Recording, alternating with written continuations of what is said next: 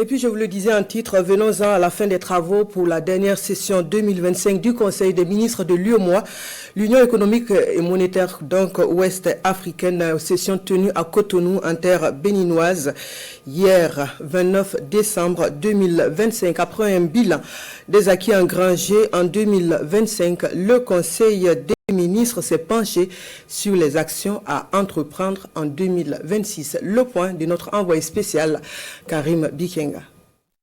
Ensemble, faisons de notre union un moteur de développement, de stabilité et de prospérité pour nos peuples.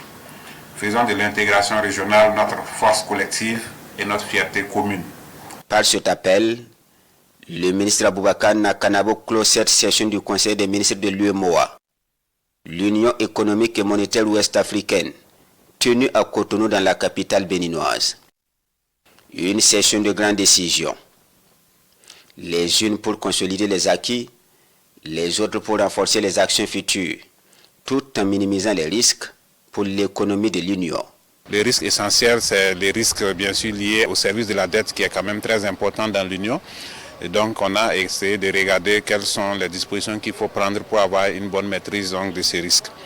À côté de cela, nous avons examiné les perspectives économiques de la BOAD.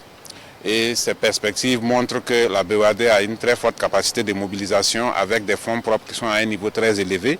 Donc ce qui va permettre à la BOAD d'injecter beaucoup plus de ressources dans l'espace et donc permettre au pays de réaliser des projets importants, notamment des projets dans le domaine de la sécurité alimentaire.